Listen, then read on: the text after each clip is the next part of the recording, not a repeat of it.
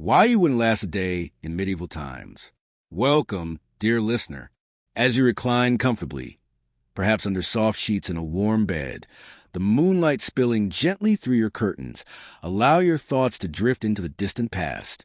Tonight, we embark on a journey into history, to an age of towering castles and gallant knights, of powerful lords and humble serfs. This was a time of immense struggle and yet remarkable creativity, a period that has captured the human imagination for centuries. The Middle Ages, or the medieval period, stretched from the 5th to the 15th century. It began with the collapse of the Western Roman Empire and gradually gave way to the Renaissance and the Age of Discovery. Picture a landscape where stone castles rise against the sky and small villages of thatched cottages nestle in rolling fields. Envision nobles draped in fine silks, peasants clad in rough garments, monks in austere robes. Hear the ringing of the blacksmith's hammer, the lowing of cattle, the bustling clamor of a market. But life in the Middle Ages was far from the romanticized portrayals in books or films. It was an era marked more by hardship and survival than gallantry and grandeur. The average life expectancy hovered around 30 years. Most people lived in grinding poverty. Sanitation was primitive, disease was widespread, and the threat of war loomed constantly. One of the most jarring contrasts between our time and the medieval world lies in the absence of the everyday comforts we now take for granted. There was no electricity, no running water, no central heating. In winter, your only source of warmth would be a fireplace, which might extinguish in the middle of the night, leaving you shivering in the cold. During summer, there was no relief from the sweltering heat or the clouds of insects that accompanied it. You might think food would offer some solace, but even mealtime was a challenge. The average peasant's diet was modest, mostly bread, vegetables, and occasional dairy. Meat was a rare luxury, mostly consumed by the wealthy. Without refrigeration, food spoiled quickly, and food poison was common and often fatal. Drinking water came from wells, many of which were contaminated. Consequently, people frequently drank ale or beer, which, thanks to the alcohol content, was slightly safer. Of course, this came with its own issues, and overconsumption was widespread. Hygiene was another stark difference. Bathing wasn't a daily or even weekly activity. In fact, many believed that bathing opened the skin to disease, so it was often avoided. As a result, lice, fleas, and other parasites were common, with little understanding of dental care. Tooth decay was rampant, and the most common remedy was simple extraction, done without anesthesia. Medical knowledge was rudimentary at best. Physicians had a limited grasp of anatomy and disease, and their treatments were frequently more dangerous than the illnesses they sought to cure. Bloodletting, for instance, was commonly practiced to balance the body's humors. Surgery, too, was performed without anesthesia, and the survival rate was grim. Now, let us take a closer look at daily living conditions. If you enjoy warm showers, electric lights, or sleeping in your own bed, medieval life would have been a rude awakening. Most homes were built with a wooden frame filled with a mix of clay, straw, and animal dung, known as wattle and daub. Roofs were thatched with straw, which offered minimal insulation. Walls were thin, and homes rarely had fireplaces, making the cold of winter nearly unbearable. People huddled around a central hearth, the only source of heat, with smoke escaping through a hole in the roof, leaving interiors smoky and eyes stinging. Most homes had a single room used for everything: cooking, eating, sleeping. Privacy was virtually non-existent. Entire families, often including multiple generations, slept together on piles of straw. If sharing a room with a sibling was annoying, imagine sharing a bed with your entire household. Sanitation was nearly non-existent. There were no toilets, just chamber pots emptied out of windows into the streets.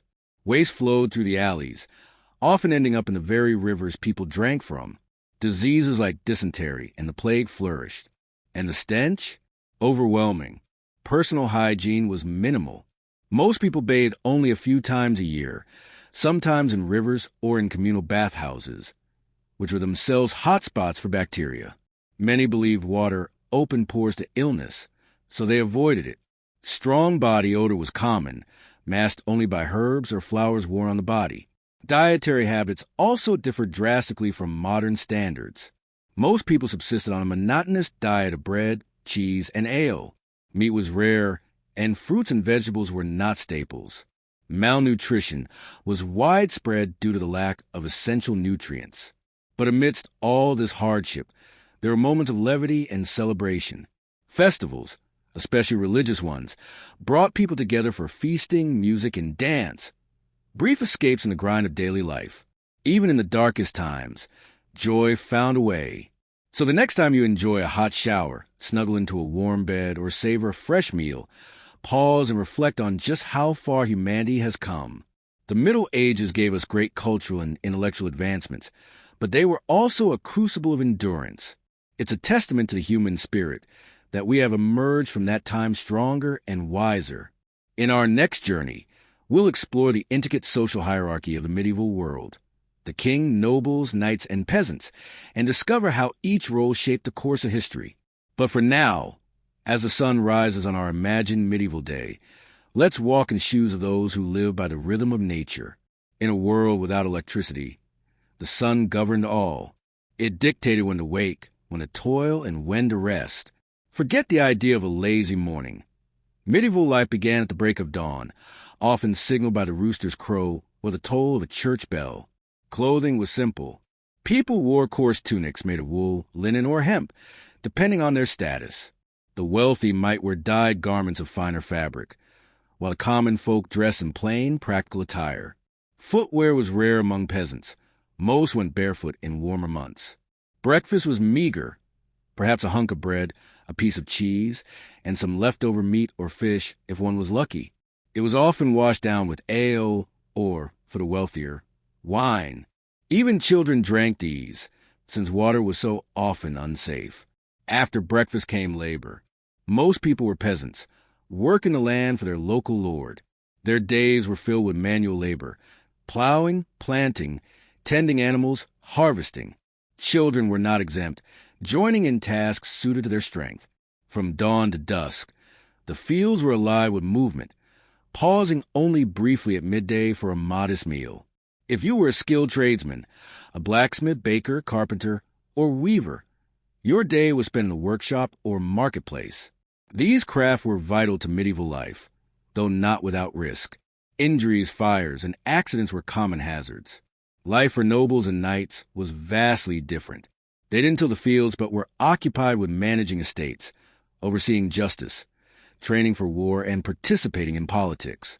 Their schedules were full, more like modern executives than idle aristocrats. As evening approached, work ended, and families gathered for supper, the main meal of the day. A hearty stew of meat, vegetables, and grains was common. The wealthier dined lavishly on roasted meats, spices, pastries, and wine. Afterward, people would sit by the hearth, telling stories, playing games, or simply enjoying one another's company. Then came bedtime. Beds were usually straw piles with rough blankets. Only the wealthy enjoyed mattresses and feather pillows. Night was silent. No hum of electricity, no traffic, just the distant sounds of wildlife. And so the medieval day ended, ready to begin anew with the rooster's crow. As you settle into your modern comforts tonight, spare a thought for those who lived before us. Their lives were difficult, yet they endured. They loved, laughed, worked, and rested just as we do.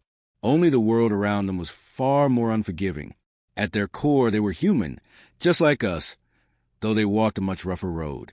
And as we continue to explore their world, we now find ourselves in the heart of a bustling medieval marketplace, a riot of color, noise, and scent. The market was the beating heart of medieval towns. Merchants and craftsmen gathered to sell their wares, and peasants came to trade and purchase the goods they needed. Picture the loud cries of vendors, the creak of carts, the bleating of sheep, and the smell of fresh bread mingling with the stink of livestock and unwashed bodies. Stalls overflowed with items, bread, cheese, vegetables, clothes, household goods, and tools. Bartering was more common than currency. People often exchanged goods and services instead of coins. If you were a craftsperson in the Middle Ages, you might trade a handcrafted tool for a sack of grain or a pair of shoes. Food, of course, was a critical aspect of daily life. Contrary to popular belief, medieval cuisine wasn't just gruel and stale bread. The average diet was centered around grains like barley, oats, rye, and wheat. Bread, porridge, and ale made from these grains were staples. People also consumed vegetables such as cabbages, onions, garlic, and leeks, along with fruits like apples, pears, and berries. Meat and fish were eaten too, but far less frequently. These were usually reserved for the wealthy or saved for special occasions. Imagine drinking water or eating food prepared under medieval conditions. There was no understanding of bacteria or how diseases spread. Water often came directly from rivers or wells, many of which were contaminated by human and animal waste. Food storage was rudimentary, with no refrigeration. Unsanitary conditions led to frequent outbreaks of illnesses, such as dysentery and cholera. Beyond the marketplace, another hub of village life was the manor, the residence of the local lord. The lord held the most power in the village. He was responsible for maintaining law and order, administering justice, and protecting the community. In exchange, villagers were required to work his land and pay him rent through goods or services. The manor house itself was typically a large, fortified building, often surrounded by a protective moat. Inside the manor, one would find a great hall where the lord conducted official matters, a chapel for religious services, and private quarters for his family. Despite its relative grandeur, the manor lacked modern luxuries. There was no indoor plumbing, and heating relied on large, smoky fires. Still, the lord wasn't the highest authority. He owed loyalty to the king, who held supreme power. Their relationship was based on feudalism, a system of mutual obligation. Lords pledged military support to the king, and in return, the king granted them land and authority over those who lived on it. Feudalism shaped medieval society into a rigid hierarchy. At the top sat the king and the nobility, who owned land and held wealth. Beneath them were the knights, who offered military service in exchange for land and status. At the base of this structure were the peasants, who toiled on the land with few rights or freedoms. Next, we'll explore the brutal realities of medieval warfare and the important role knights played in society. But for now, it's worth pausing to reflect on how survival during this time was a daily struggle. The modern comforts we enjoy would have been unimaginable luxuries back then. As you settle into a restful sleep, take a moment to appreciate the progress humanity has made. The Middle Ages were marked by hardship and adversity, but they were also a testament to human resilience and innovation. Though life was undeniably tough, people adapted, found beauty in small things, and built meaningful lives amid challenges. Perhaps this is the most enduring lesson of the Middle Ages, the unbreakable strength of the human spirit to endure and thrive in even the harshest of times. So now, as you close your eyes and allow sleep to wash over you, let that thought carry into your dreams, a reminder of the strength and perseverance that lives in each of us. As we continue to explore medieval life, it's important to understand how differently time was perceived. The sun, not a clock, governed daily life. The need for survival meant people woke early. A typical day began at dawn with a quick morning meal known as breakfast, a word rooted in the Old English breakfasta, literally meaning to break the fast. This simple meal might include a piece of bread, some cheese, and a mug of ale. The rest of the day was devoted to work, which varied greatly by social class. If you were a peasant, your day was filled with grueling labor. Most peasants were farmers who sustained the entire kingdom. They planted and harvested crops, tended animals, and maintained the estate. In contrast, nobles didn't perform manual labor, but managed land and people. Their duties included planning agricultural cycles, overseeing resource distribution, and defending their property in times of conflict. The emerging middle class, comprising merchants and craftsmen, had different responsibilities. A merchant might spend the day sourcing and selling goods, keeping inventory, setting prices, and navigating complexities of trade. Craftsmen spent their days perfecting their skills, be it blacksmithing, weaving, or carpentry, and producing high-quality items for the market. Lunch, typically around midday, was the main meal and more substantial than breakfast. Bread remained central, but was often accompanied by meat or fish, vegetables, and dishes flavored with sauces and spices. Since water was unsafe, ale or wine was a usual drink. Work resumed after lunch until dusk. Dinner was a light, quick meal resembling breakfast. There was little concept of leisure time. Free time was a rarity, and life centered on seasonal rhythms and survival. Yet even in this demanding environment, communities thrived through cooperation and mutual support. Despite the ever-present risks of disease and hardship, people lived fully in the moment, aware of life's fragility. As we journey deeper into the past, it's essential to recognize the stark differences between then and now. It's easy to romanticize history, but the reality was far more complex. Yet those who lived it were just as human as we are today. They laughed, cried, loved, and dreamed. They were shaped by their time, just as we are by ours. As you close your eyes, picture the sound of a rooster greeting the dawn, the scent of fresh bread, and the chill of early morning as you step outside. Let those gentle images ease you into sleep as we prepare to continue our journey. Now we turn to the life of a medieval peasant, a life filled with relentless hardship, very different from our own. A peasant's day began with sunrise, long before alarm clocks. The first light signaled the start of a labor-intensive routine. Most peasants were farmers, their lives governed by the seasons. In spring, they would plow the fields using basic wooden and iron tools, a tough task that could take weeks. Then came planting season, where wheat, barley, oats, rye, and legumes were sown. Tending to these crops took up the summer months. Weeding and watering were constant duties, with nature's unpredictability, droughts or storms, always threatening disaster. Come autumn, it was time to harvest. This was the most important moment of the year, as it determined whether the village would survive the winter. Nothing was wasted. Leftover stalks and straw became animal feed, bedding, or roofing thatch. Winter brought a slower pace. With fields at rest, peasants repaired tools and homes and cared for livestock. Animals like cattle, sheep, pigs, and chickens provided vital resources: milk, wool, meat, and eggs. In addition to farming, peasants had to pay taxes to their lords, often in crops or labor. One common form was the corvée, which required several days of work each year on the lord's land. Yet even with such heavy burdens, peasants found moments of respite. Sundays were reserved for rest and worship. The church played a central role in community life, offering both spiritual support and social unity. Festivals and holy days offered rare chances to celebrate. Life events like births and weddings were joyous occasions. Even winter brought Christmas festivities. Music and dance added cheer to lives otherwise filled with toil. Nonetheless, peasant life was brutally hard. Labor was physically exhausting. Diets were poor, and homes were cramped and unhygienic. Illness was rampant, and life expectancy was low. Still, peasants were resilient. They adapted to their circumstances, found joy in small things, and built strong communities that supported one another. Their efforts laid the foundation for many of today's agricultural practices. As we fall asleep tonight, let's give thanks for the comfort and security we now enjoy. Looking back helps us appreciate how far we've come and the human strength that has carried us forward. In our next chapter, we'll step into the world of medieval knights and explore their crucial role in society. But for now, let the gentle rhythm of a peasant's life guide you into peaceful rest. Good night. In our seventh segment, we examine the social structure of the medieval world, a rigid system where birth largely dictated destiny. The feudal hierarchy resembled a pyramid.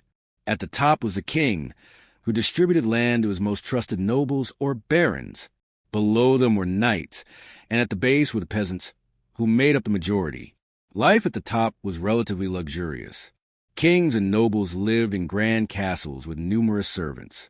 They enjoyed a wide variety of foods, meats, fish, even exotic fruits, and wore fine clothes made from silk and velvet. Still, their lives weren't carefree. They were often embroiled in politics and war, constantly working to protect or expand their power. Knights, in the middle of the social pyramid, lived under different conditions. They were granted land in return for military service. Expected to embody bravery, chivalry, and skill in battle, knights led lives shaped by conflict and the pursuit of honor. Despite the romantic image we hold today, their lives were often violent and short. Many died young, either in battle or from injuries sustained there. Peasants, at the bottom, endured incredibly hard lives. They toiled for long hours in the fields, cultivating food not only for themselves but also for their lords. They lived in simple, one-room huts with dirt floors and minimal belongings. Their diet was meager, mostly bread and vegetables, with the occasional bit of cheese or bacon. Despite their efforts, they were vulnerable to their lord's whims, who could raise rents or demand more labor without notice. Medieval society was also deeply religious. The Catholic Church dominated every aspect of life. The Pope was considered God's representative on earth and wielded immense influence. Attending church, paying tithes, and following Christian teachings were societal expectations. Those who strayed were labeled heretics and could face excommunication or worse. Yet, even amid widespread illiteracy, the Middle Ages saw great intellectual activity.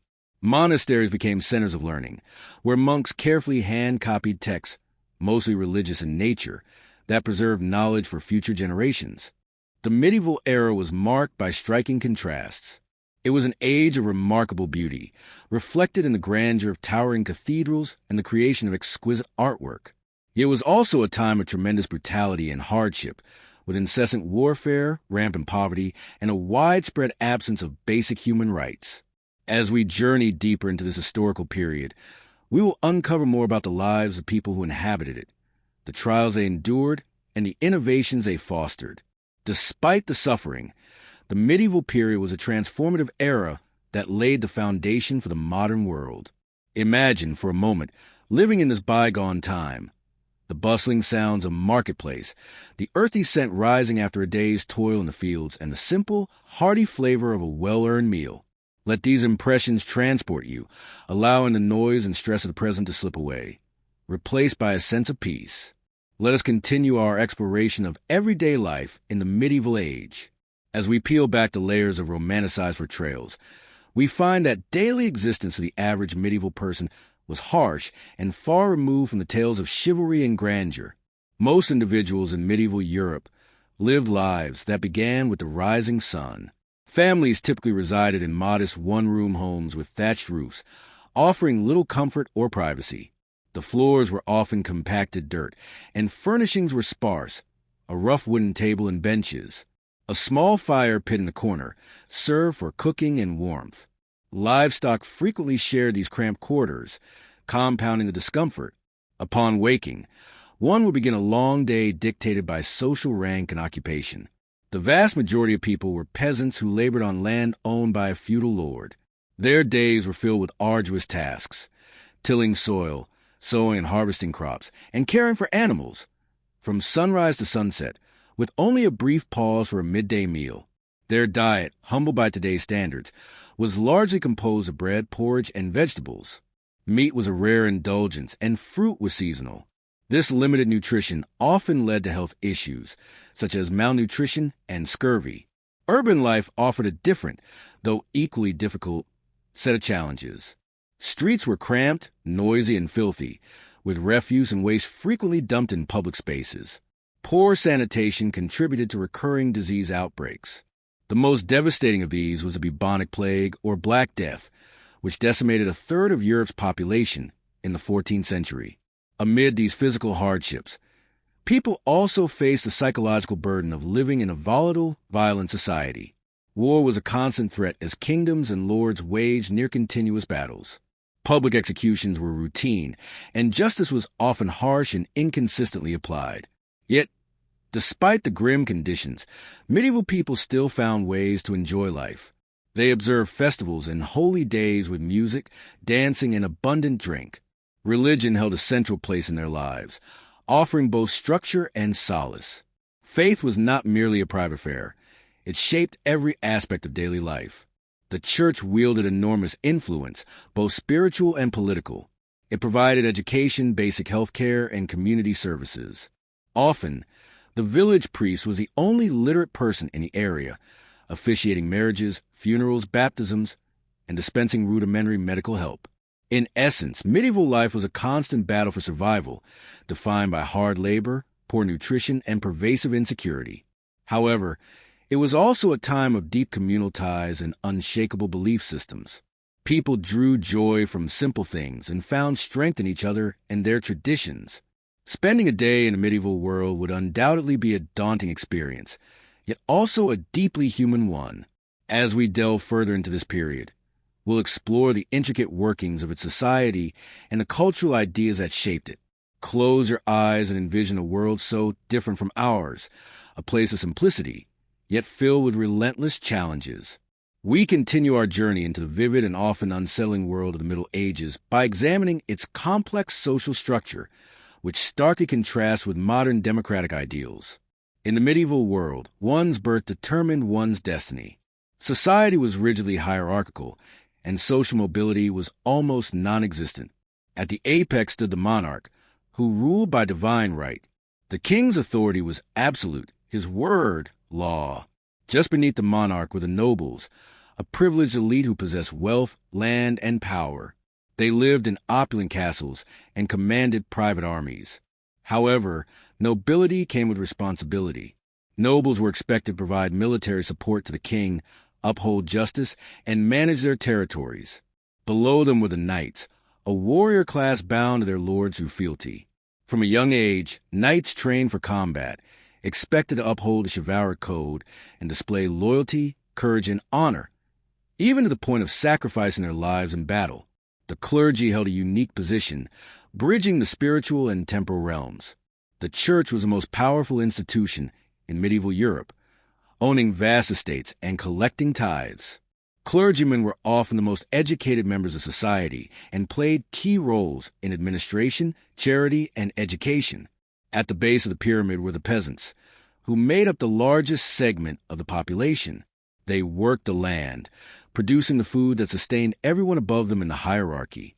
Most were bound to the land as serfs, essentially owned by their lords, with little hope of freedom or advancement. A peasant's life was unforgiving. Their days began at dawn and ended at dusk with minimal breaks. They labored year-round without weekends or holidays, and most of what they produced went to their lord in rent and taxes.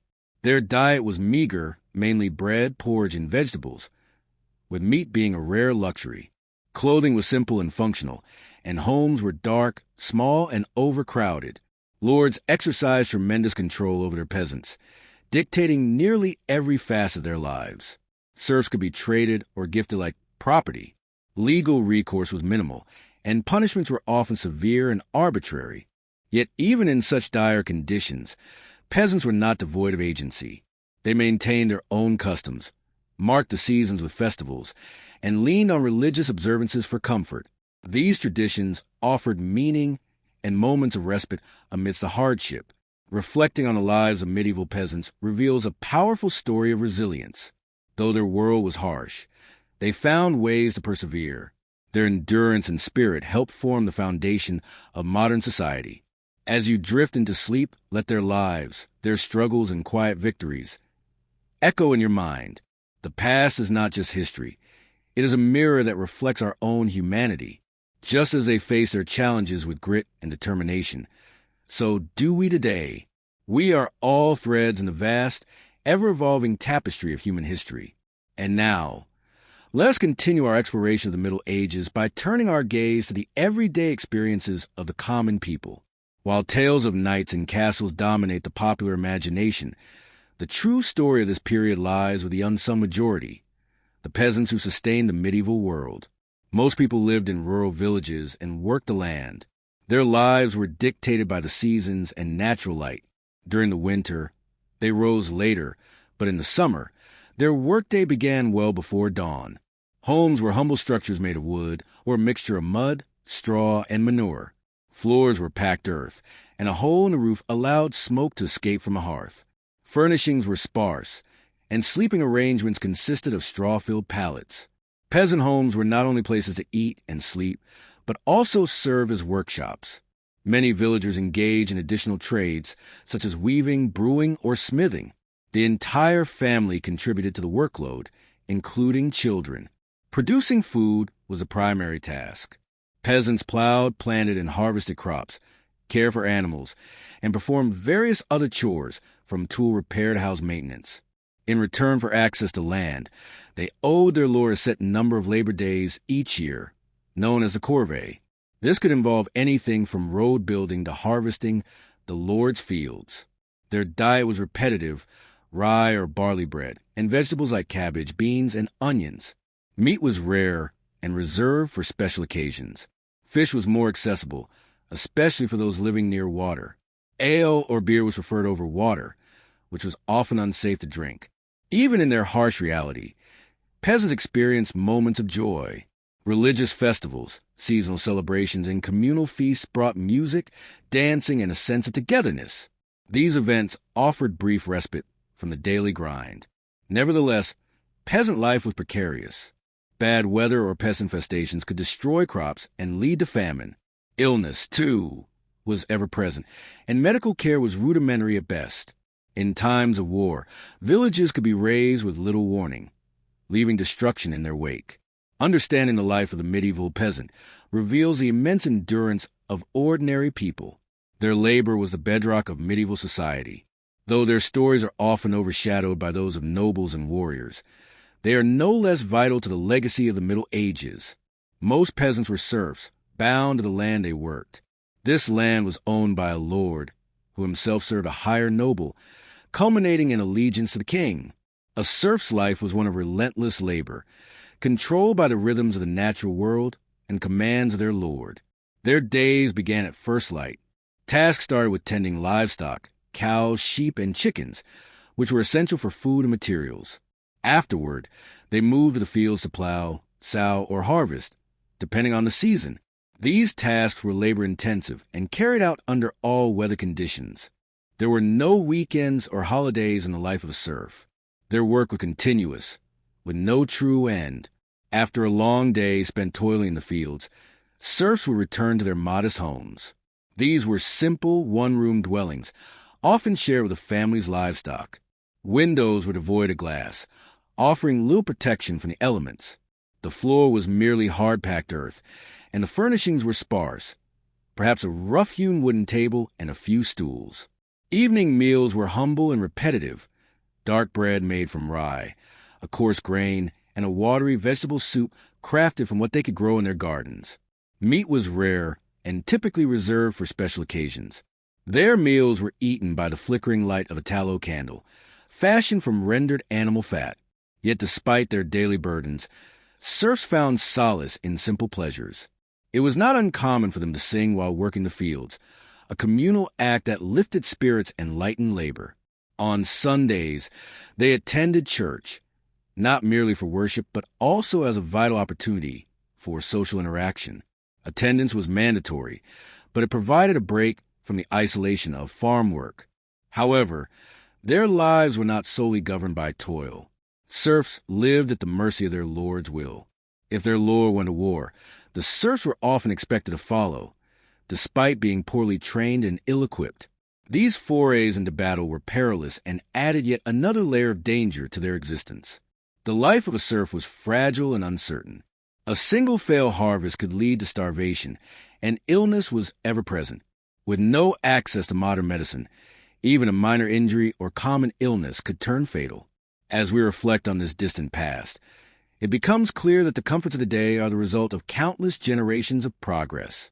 The next time one feels nostalgic for a simpler time, it's worth remembering that for medieval serfs, life was anything but simple, filled with relentless work, vulnerability, and hardship. We now turn to the structure of medieval society, delving into the lives of the lords and ladies who stood atop the social hierarchy. But before we do, let us pause and consider this. The past is a foreign country. They do things differently there.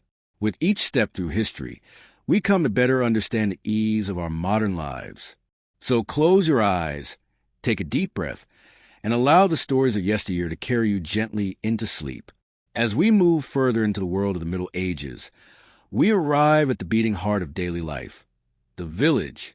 These communities were far more than scattered houses. They were intricately woven networks of cooperation and survival, anchored by a shared commitment to work the land and fulfill obligations to the local lord. A typical medieval village consisted of several families living in close proximity, their homes constructed from materials readily available in the area.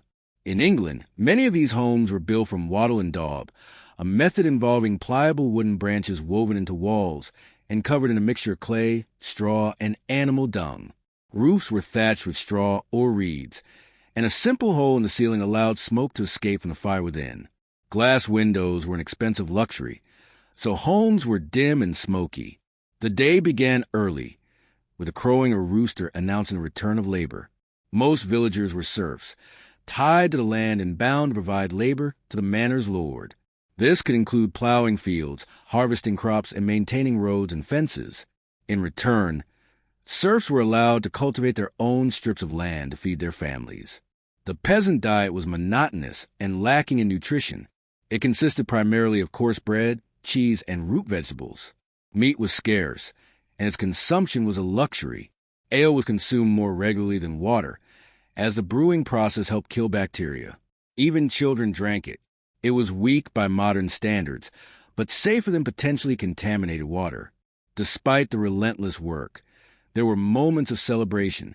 At harvest's end, villagers would gather for feasts and dancing.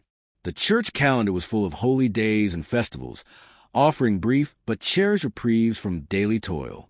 These moments were eagerly awaited, providing opportunities for food, drink, and merriment. Yet, life in the village was precarious.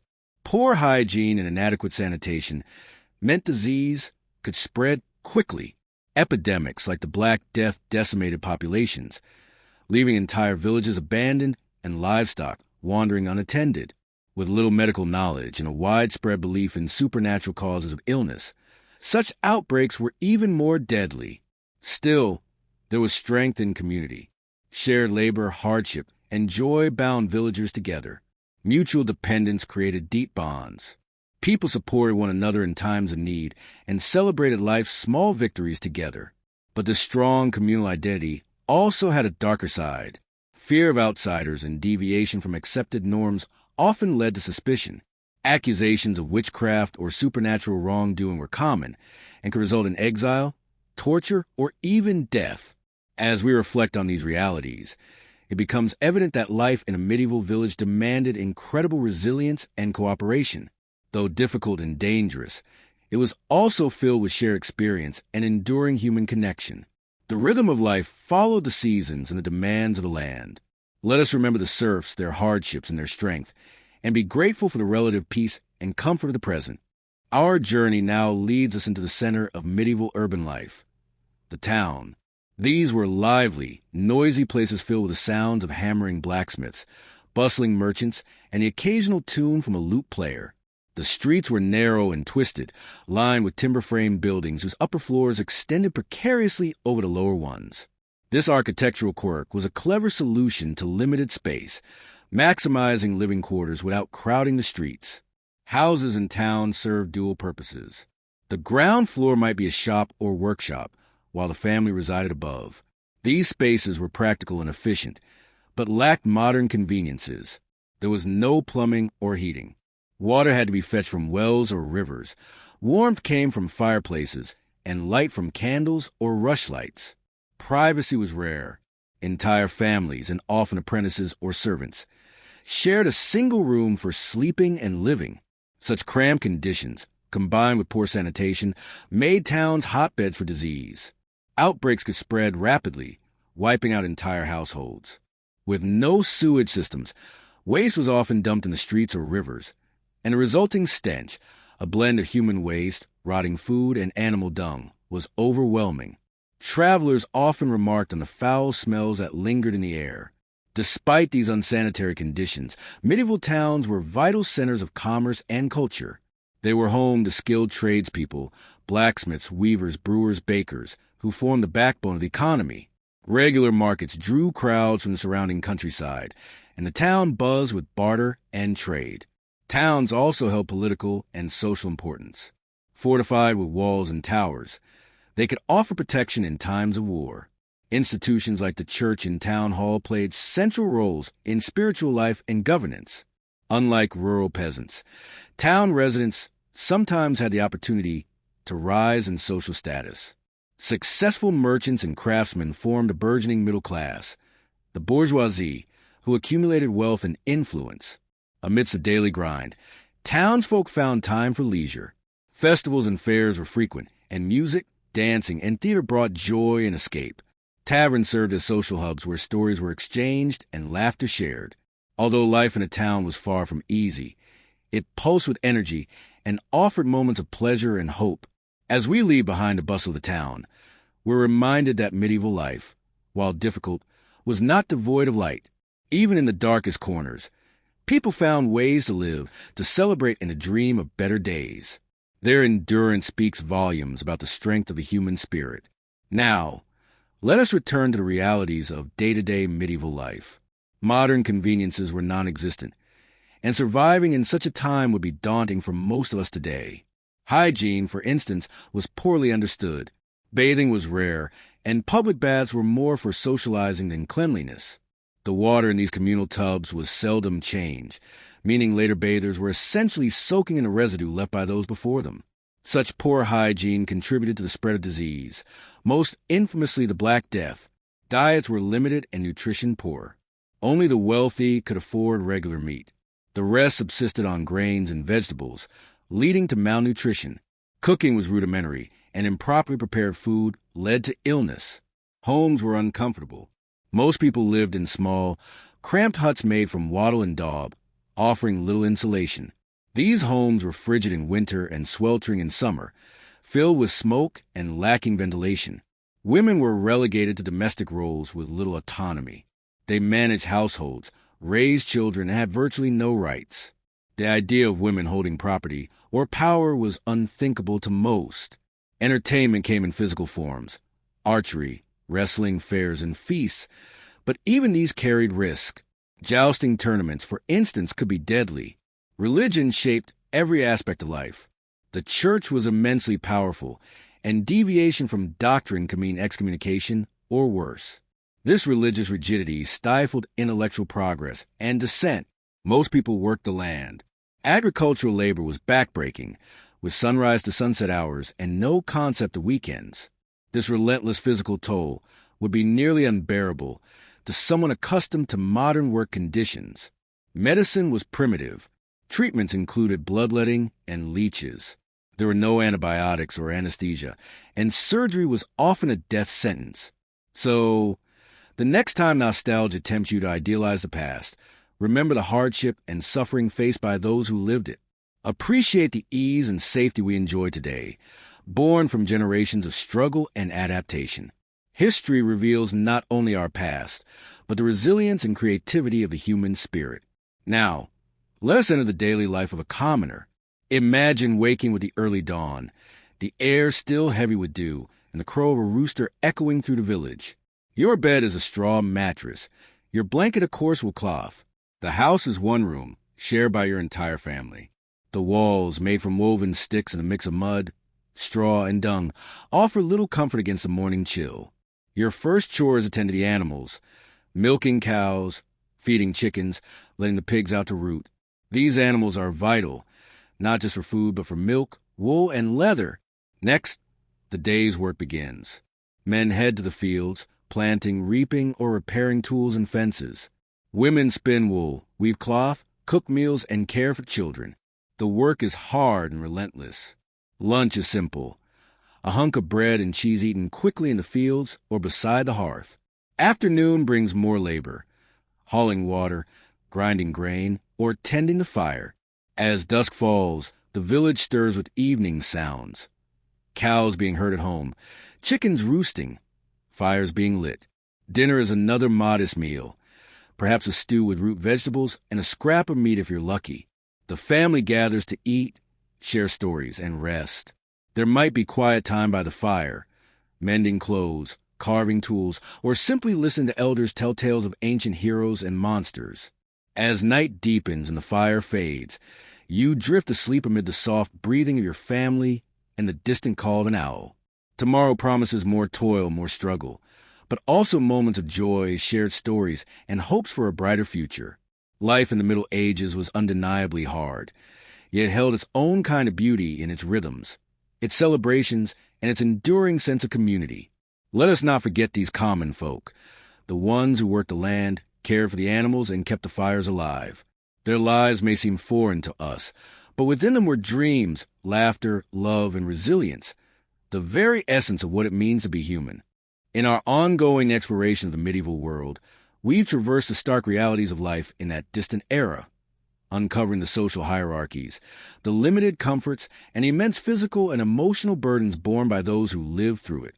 As we continue, let us step deeper into the everyday rhythms of a medieval life. The day typically began at dawn. There were no mechanical alarm clocks, but nature offered its own timekeeper, the rooster. As sunlight began to stretch across the land, the rooster's call would ring out across the fields and villages, announcing the arrival of a new day. Within each household, the first stirrings would begin. The lady of the house was often among the first to rise. Her responsibilities were numerous and vital to the family's survival. In a world built upon agriculture, her role was not merely domestic. It was essential. She would tend the family garden, milk the cows, see to the animals, and prepare food for the day ahead. Her care extended to everyone in the home, including children, elders, and the ill. Her husband, too, faced a demanding day. His labor varied with his trade. He might be a farmer working the land, a blacksmith shaping iron, a builder raising homes or barns, or a cooper, shoemaker, or carpenter. These tasks were physically intense and fraught with danger. With no protective laws or equipment, accidents were common, and injury often meant catastrophe for the family. Medieval children did not enjoy a leisurely youth. From an early age, they were expected to contribute to the household. By the age of 7, a child might be sent to serve another family or begin an apprenticeship. The concept of a carefree childhood filled with play is a relatively modern invention. Education, too, was rare.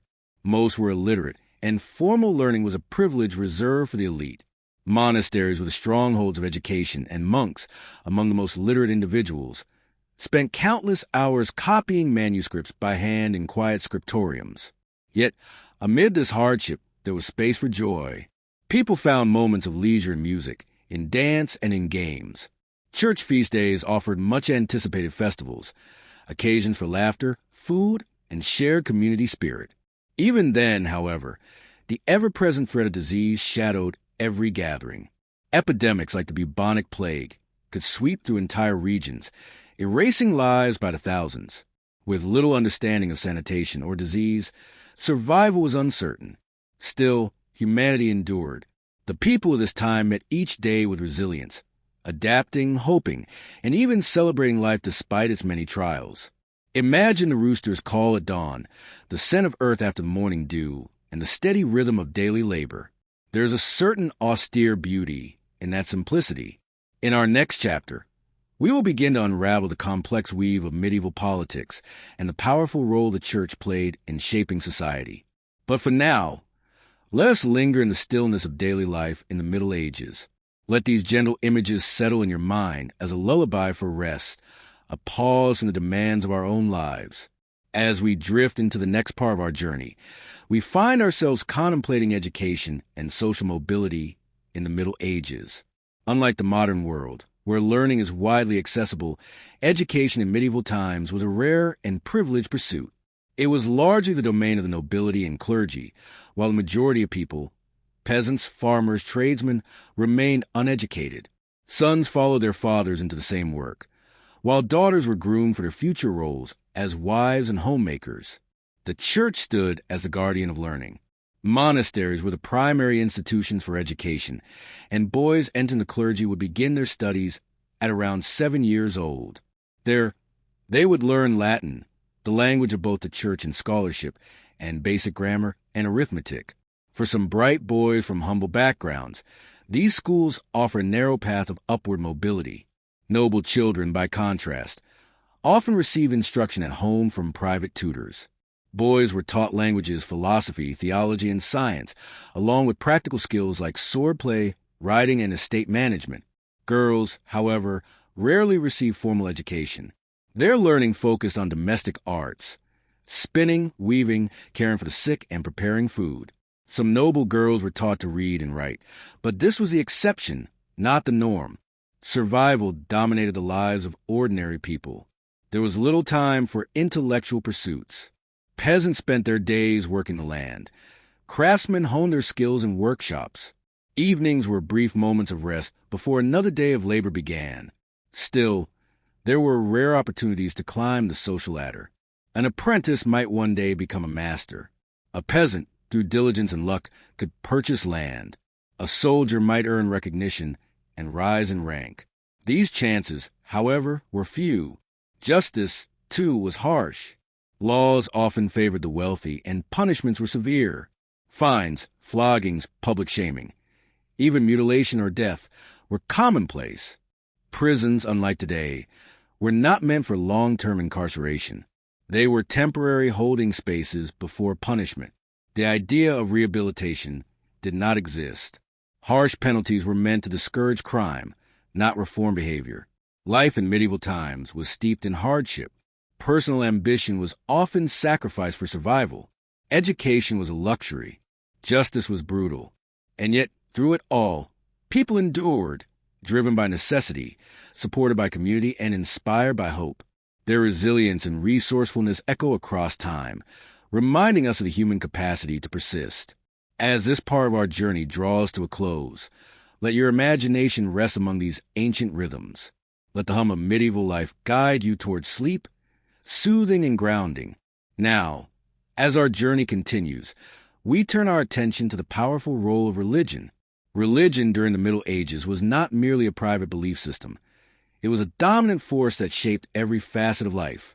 The church was the most powerful institution in Europe. Its reach extended into politics, education, art, and social welfare.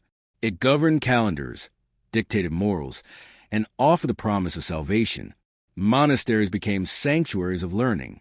Monks painstakingly copied books, preserving ancient wisdom that might otherwise have vanished.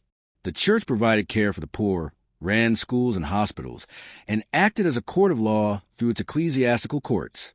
It held vast territories and commanded armies. Kings and nobles sought its blessing to legitimize their rule. The Pope stood as a towering figure, both spiritual leader and political influencer. Spiritually, the church claimed authority over eternal destiny.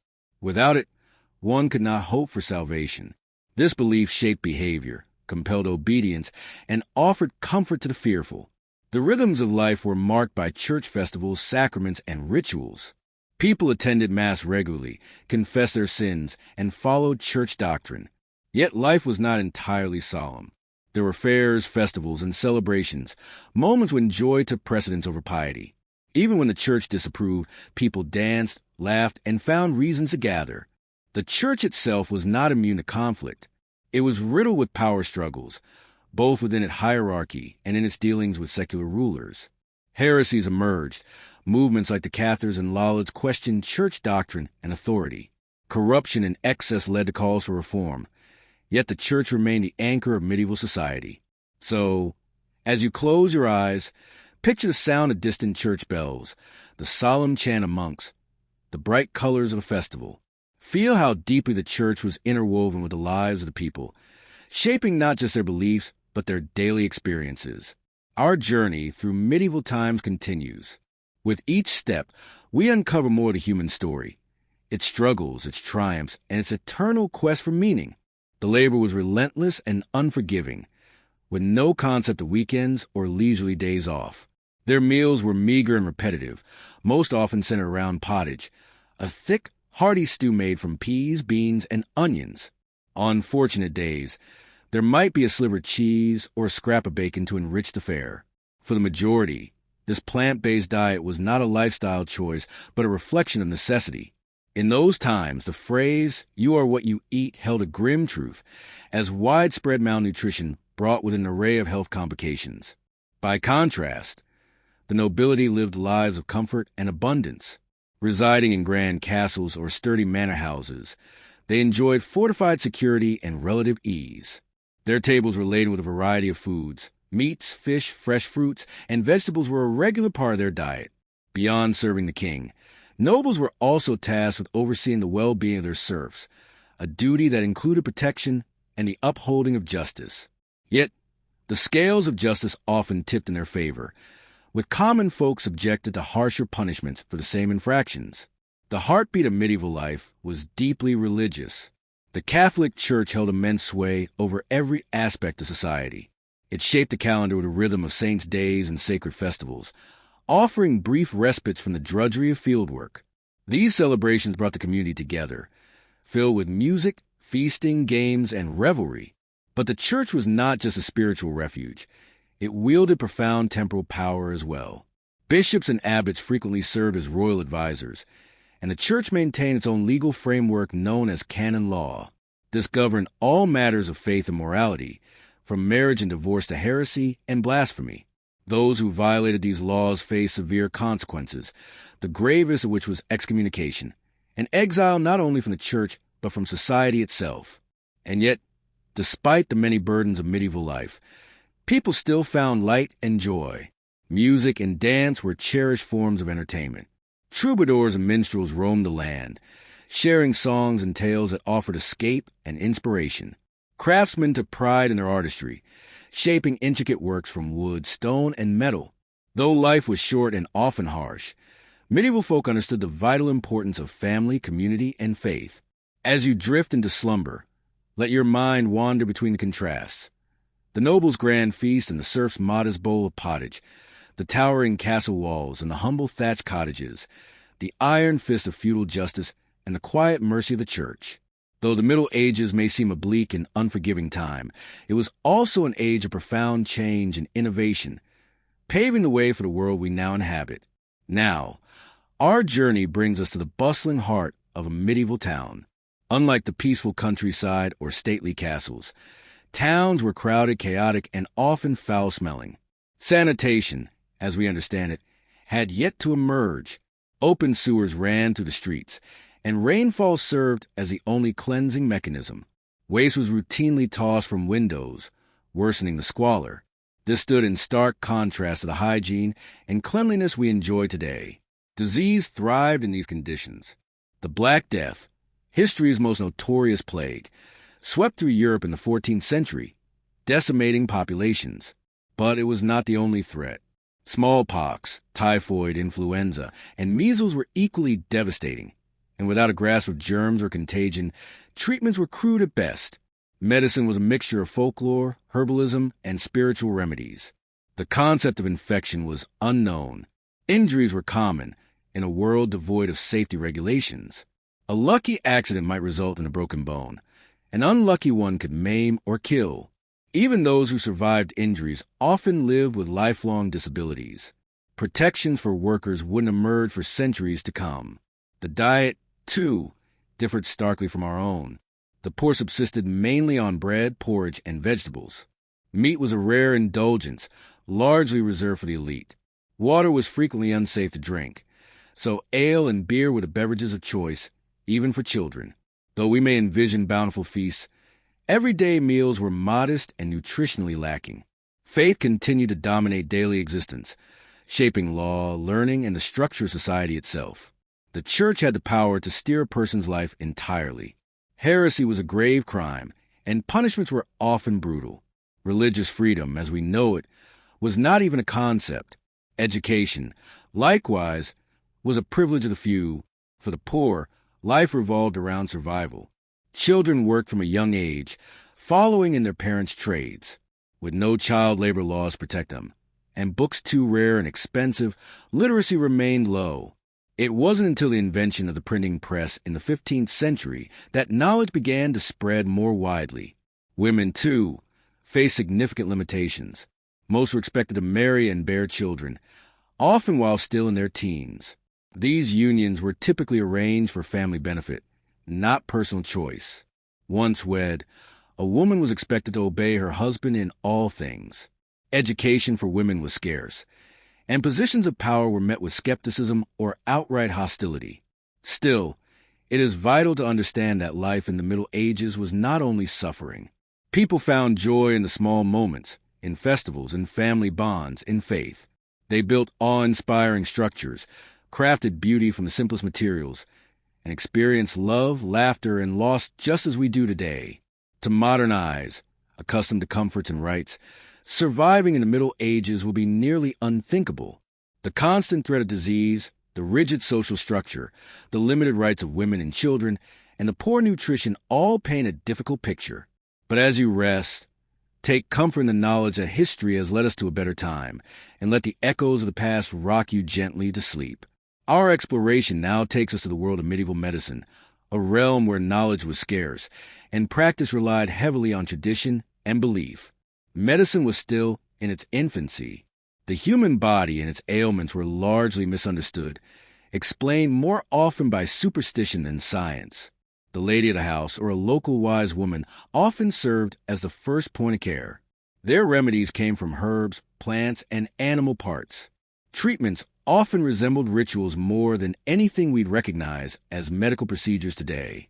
These ancestral remedies were passed down orally from one generation to the next. Imagine enduring a toothache or fever and receiving a poultice of crushed herbs or a tea brewed from tree bark. For more serious ailments, bloodletting was a common cure, meant to rid the body of its bad humors. This grisly practice was performed by barber surgeons, who also cut hair, pulled teeth, and conducted minor surgeries. The iconic red and white barber pole dates back to this: red for blood, white for the bandages. Without anesthetics, pain relief was primitive. A strong drink might dull the senses, or the patient might be held down during the procedure. Infections were a frequent result, with little understanding of hygiene or sterilization. Mental health, too, was misinterpreted.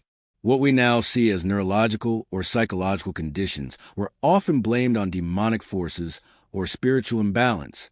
Treatment involved prayer, exorcism, and religious ritual. The most terrifying threat of all was the plague. The Black Death struck in the 14th century, claiming tens of millions of lives, up to 60% of Europe's population. Transmitted by fleas on rats and caused by the bacterium Yersinia pestis, the plague spread with terrifying speed.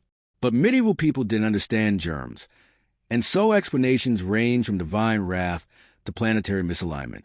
Some even blamed marginalized groups, such as Jewish communities, leading to further suffering and persecution. Plague doctors donned long robes and beaked masks filled with aromatic herbs, hoping to filter the air.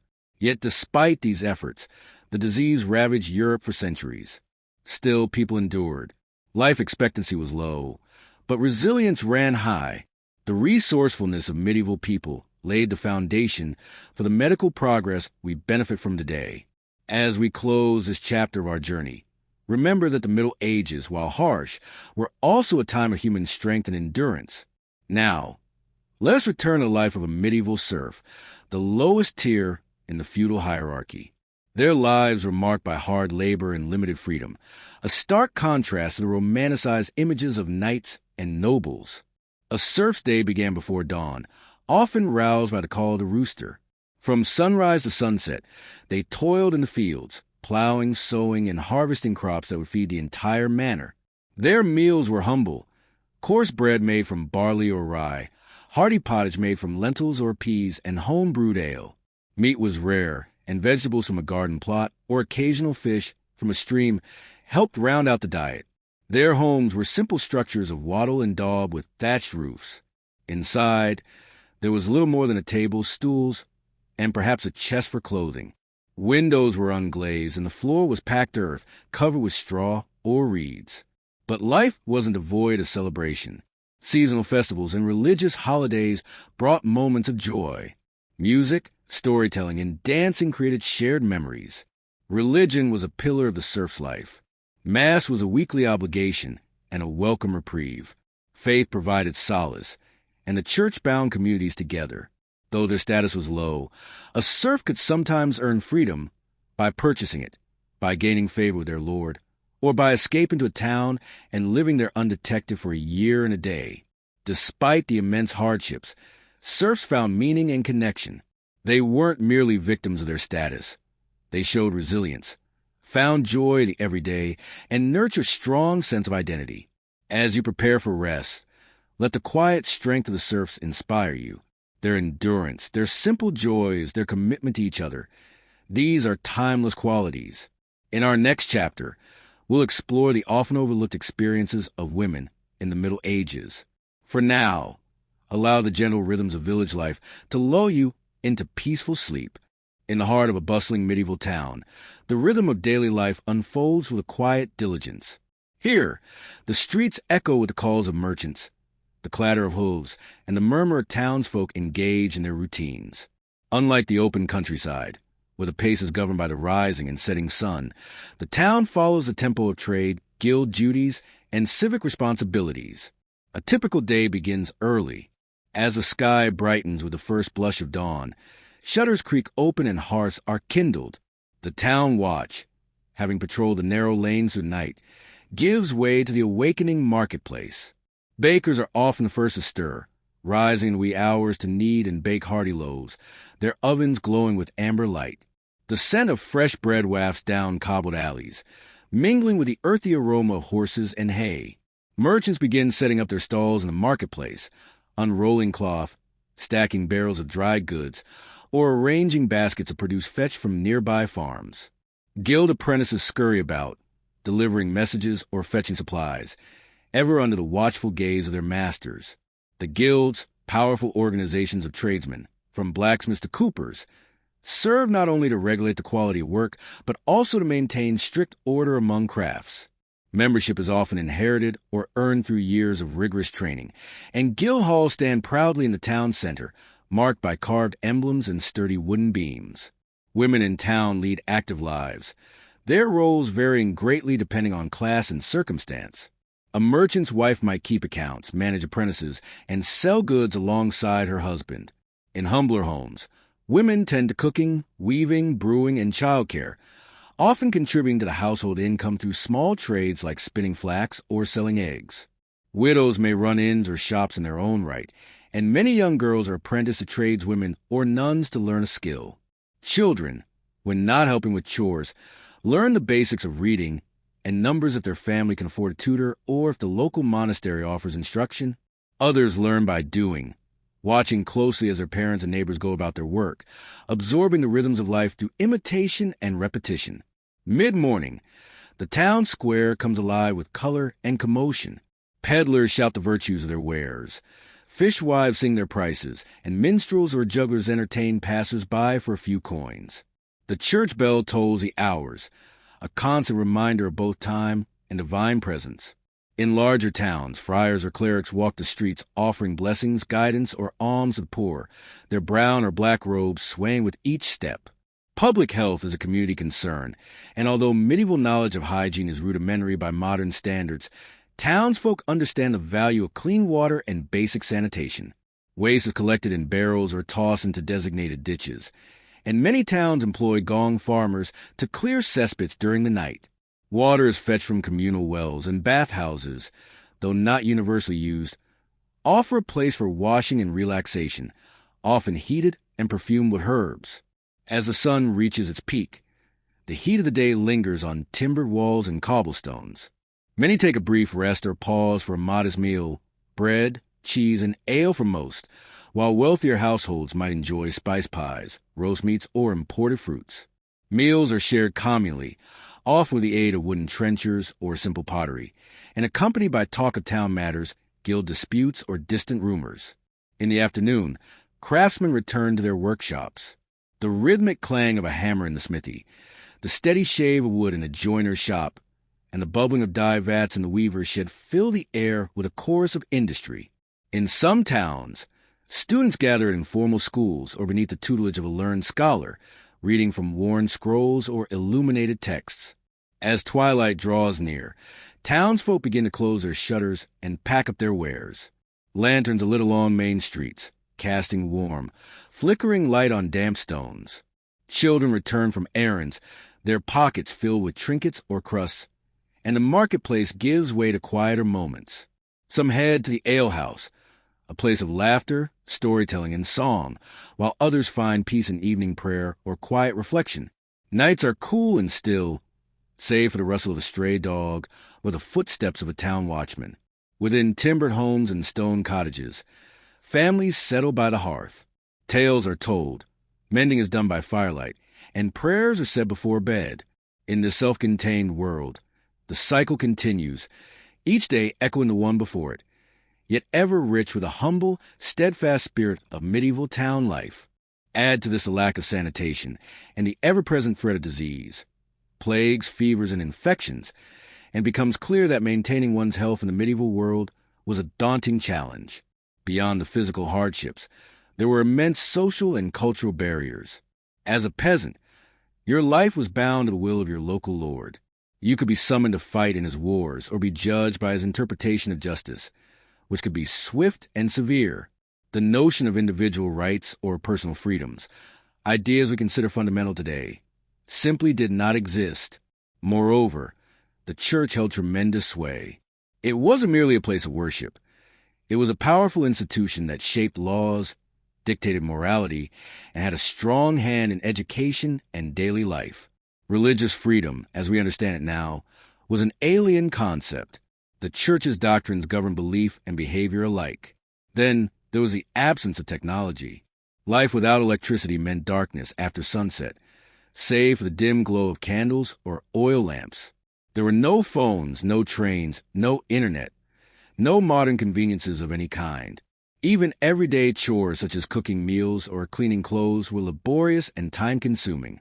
In short, the medieval era, while captivating from a historical perspective, was unforgiving. The harsh living conditions, lack of conveniences, and rigid societal structures would make survival for a modern person incredibly difficult. Yet, as we explore this period further, we can better appreciate the resilience and creativity of our ancestors, people who not only endured but thrived amid relentless challenges. So tonight, as you close your eyes, spare a thought for those who came before us. Reflect on how far we've come and the comfort we so often take for granted. Because history doesn't just illuminate the past, it lends clarity to the present. Sleep well. Justice in the medieval world often hinged on one standing in the community and could easily be swayed by personal feelings and alliances. Punishments ranged widely, from fines to floggings, even death, and what one person received depended greatly on their social class and the crime itself. A noble might pay a fine for a transgression that would see a peasant severely beaten or worse. But legal systems were just one part of a much harsher reality. Violence was a fact of life. Raids, feuds, and sudden conflict were frequent. With no standing police force, people took protection into their own hands, sometimes resulting in retaliation and ongoing cycles of brutality. And looming beyond the daily strife were the wars. From crusades to protracted territorial struggles, warfare was a nearly constant presence. These conflicts didn't just claim lives. They devastated livelihoods, disrupted farming, and uprooted entire communities. The emotional weight of this uncertainty, the dread of violence, the fear of accusation, and the fragility of safety was a heavy burden to carry. Getting restful sleep under such conditions would have been difficult. Yet, despite these trials, medieval people found ways to adapt. Guilds and confraternities formed bonds of mutual aid. Religion offered comfort, and moments of joy were found in feasts, festivals, and the closeness of community. Still, one can't ignore the difficulty of such an existence. Harsh justice, ever-present threats, and deep psychological strain tested the endurance of all. It stands as a reminder of just how far we've come and how resilient the human spirit can be. So as this chapter closes, take a moment to appreciate the comfort and stability of your life today. Though modern challenges remain, they are distant echoes of those older, darker times. Let this thought soothe you as you drift into sleep, grateful for peace, safety, and progress. Turning once more to the subject of law and justice, we find a system far different from our own. Rather than a single codified body of law, medieval justice was a patchwork. Each village or lordship governed by its own customs, overlain with royal edicts and church mandates. The system was often inconsistent and could be merciless, mirroring the harshness of the world it served. Feudal lords held immense power over those beneath them. They were not just leaders but judges, jurors, and executioners, able to determine guilt and punishment based on personal whim. Trials often served as public warnings, designed to instill fear rather than seek fairness. Punishments varied from branding and mutilation for thieves to hanging or beheading for more serious crimes. Even lesser offenses like slander could lead to public shame or physical punishment. One of the more unsettling practices was a trial by ordeal, a way to call upon divine judgment. The accused might carry a red-hot iron, plunge their hand into boiling water, or be tossed into a river. If unharmed or if their wounds healed cleanly, they were seen as innocent, spared by divine will.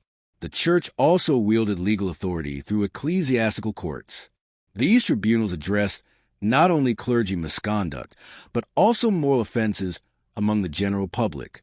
Canon law, drawn from scripture and theological texts, guided these courts.